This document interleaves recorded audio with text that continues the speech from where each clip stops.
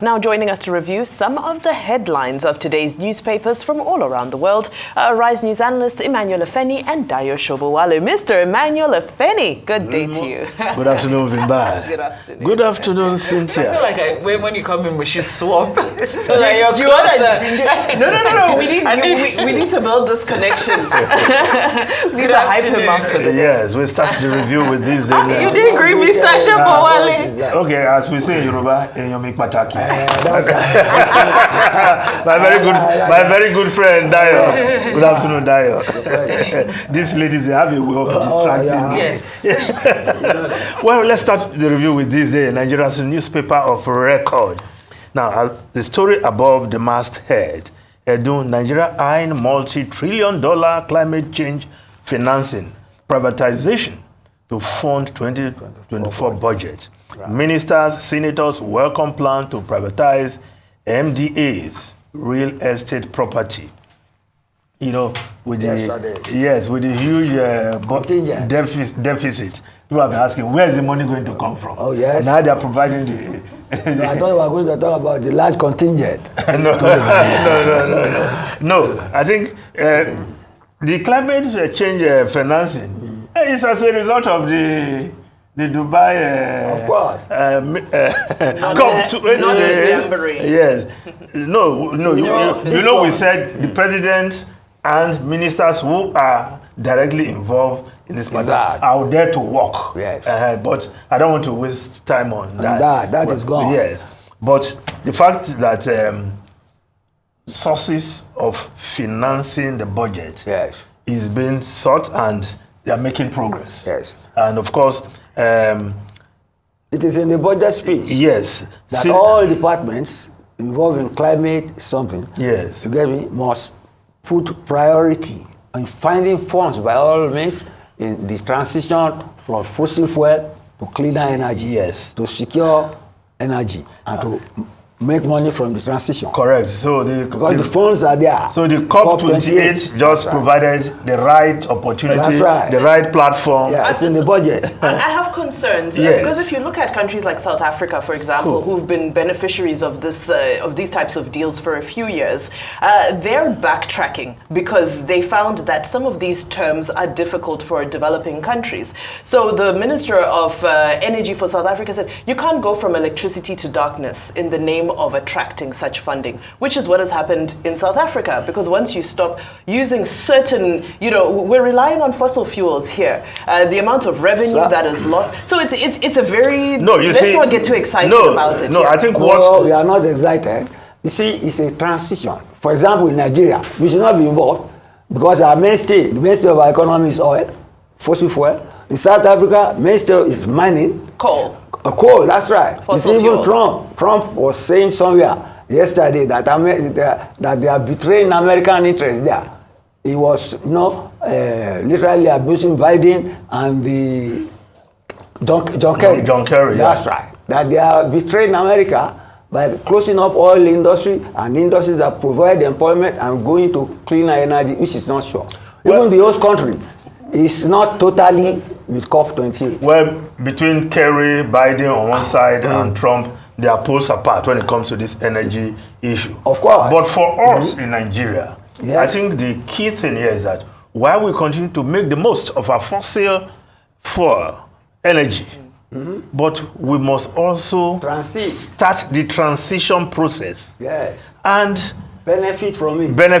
And we'll now have alternative energy. Not that we should stop selling our oil. I just hope the terms will be realistic. I think that's what it has to be realistic. 2040 is not far away. It's not easy. Your fear is justified. It is not easy to abandon your source of income just because. No, we are not going to abandon it. That is our own policy now.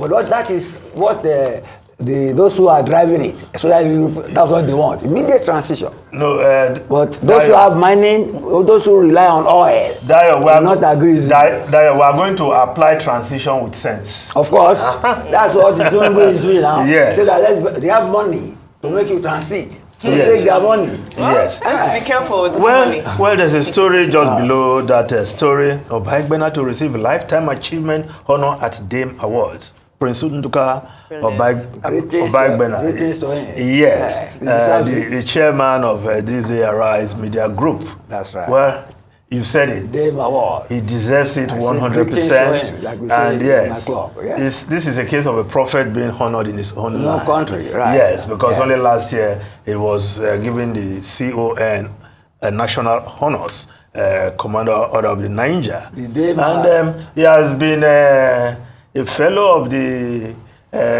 Nigerian Guild of Editors for over 10 years now.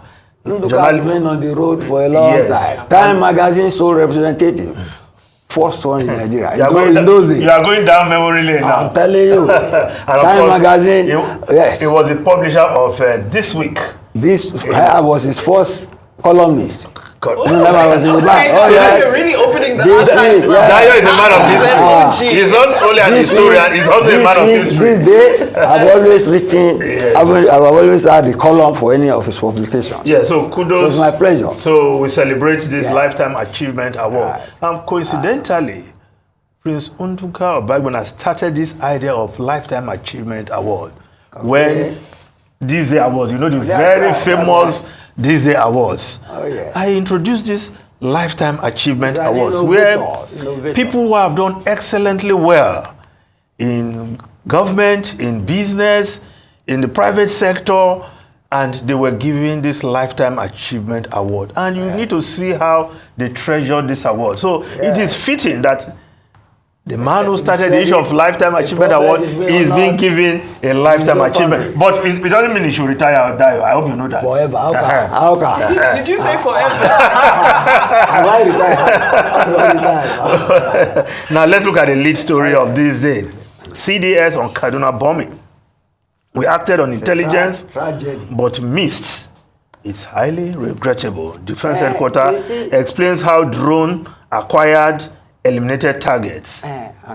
Yes. That's fake intelligence now. Well, Is it not? Well, If sometimes they say they acted on intelligence and they bomb their own people, they should go and look at the source of that information. the chief of defense staff has said that they will look into this matter and see where the whole thing went wrong, so that we don't have a recurrence of this kind of tragedy. But again, I like the way he put it. He said we acquired the intelligence. Do you get me? I think that was some technical term. We acquired the intelligence. So it's accepting responsibility. The main issue is the recurrence of this. Because we had an analyst yesterday who was saying that, you know, based on the frequency, we've had cases of there's this a perception before. that In that case, even the Air might not Force even were look involved. like an error again. Well, I don't want to believe that it's not an Maybe error. It may be misinformation. It's just that one error too many, you want to say. That's what he was guarding against. Well, Daily Trust newspaper also reporting the story. Northern elders, others demand compensation. I think those families should be compensated. Oh, yeah. And the Punch newspaper reporting death toll hits 120.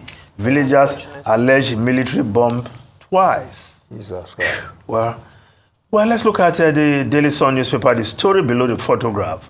Khan, that's the Christian Association of Nigeria, Sultan, caution against dangerous emigration, urged Nigerians to avoid relocation plan, exposing them to danger, inhuman treatment. Yes. Some of these Jackpa stories, when you hear the Especially through outcome, media. no, Through even media. some Those that, crossing the no, Mediterranean. these are even desperate young people who say anywhere out here is better. But the real tragedy is people who have very good jobs in Nigeria. So they sell property. They resign, sell all their property and relocate. And some ended up doing some menial job out there. Some are sent back. So I think people should just think twice. This country is going to get better, you know. Everybody wants to go to Canada. This country is going to Funny get enough, better. it's not So, just like the Mr. Libyas, Yes. like the glaring countries like Libya. You know, countries like the UK, if you have some situations, like I did see a case where a medical worker was sent back because they decided to pray for the person they were treating, and they were not there on a religious visa.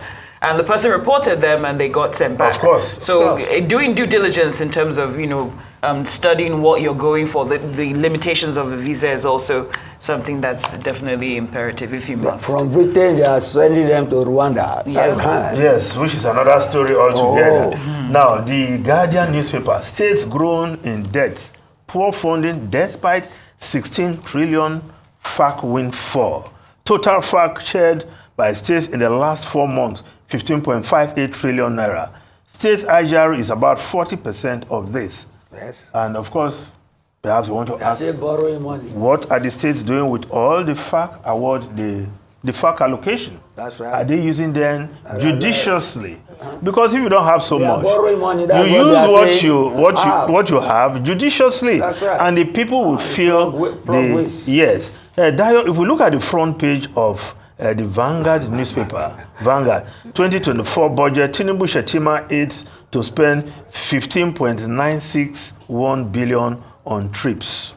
I look at the breakdown there. Some of these things, they look bogus. I think the president, indeed, the National Assembly should take a look at some of these figures. They should be pruned down. And that's the essence of sending them to the legislature. Yeah, unfortunately, they will just they will add their own too. Well, they are supposed to prune it. Dayo, let's look at something. That's fiscal responsibility. Let's look at something positive. Okay. On the front page of the Vanguard newspaper, you see a photograph there. One of the photographs, Governor Peter Mba of Enugu State presenting his budget. You know the good thing about this budget. Yeah. You mentioned UNESCO budgetary provision, yes. At least 25%. Yes. Do you know this governor is providing 33% of the budget? Great. For education. Yes. So I would not be surprised if lecturers start heading to Enugu State. I should give him an award. on that note, on that celebratory note, it's always good to end on a positive. Mr. Dayo Shobwala, Mr. Emmanuel Afeni, thank you so much for your time today.